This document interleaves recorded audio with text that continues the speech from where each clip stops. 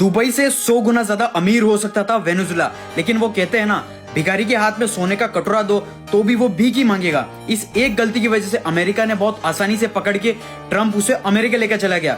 Venezuela के पास दुनिया के सबसे बड़ा ऑयल रिजर्व है, इतना ज्यादा कि सऊदी अरेबिया से भी 303 बिलियन बैरल्स।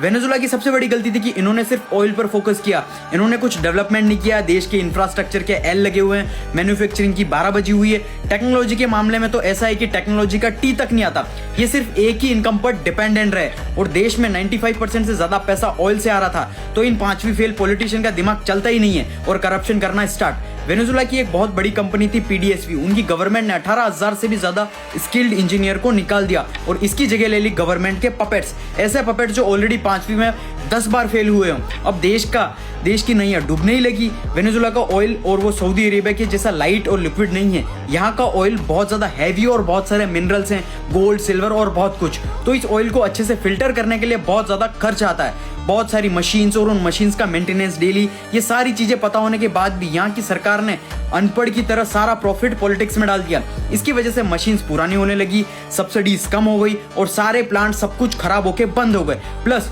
और सुनो, इस अनपढ़ गवर्नमेंट ने पूरी इकोनॉमी को बर्बाद कर दिया और उसको बचाने के लिए इस अनपढ़ गवर्नमेंट ने एक्स्ट्रा नोट्स प्रिंट कर दिए और जिसकी वजह से इन्फ्लेशन 10 लाख % तक बढ़ गया। मतलब सोचो, 5 रुपए का बिस्कुट लेने जा रहे हो तुम 1 करोड़ रुपए बैग में भर के। और इस सिचुएशन से सबसे बड़ा फायदा हुआ चाइना को, क्योंकि चाइना को मिल रही थी चीप सस्ती एनर्जी। लेकिन ये देखकर अमेरिका का दिमाग खराब हो गया, क्योंकि ये सब उसके घर के पीछे चल रहा था। क्योंकि चाइना को ज्यादा एनर्जी मिल रही थी, मतलब ज्यादा डेवलपमेंट एआई टेक्नोलॉजी के अंदर।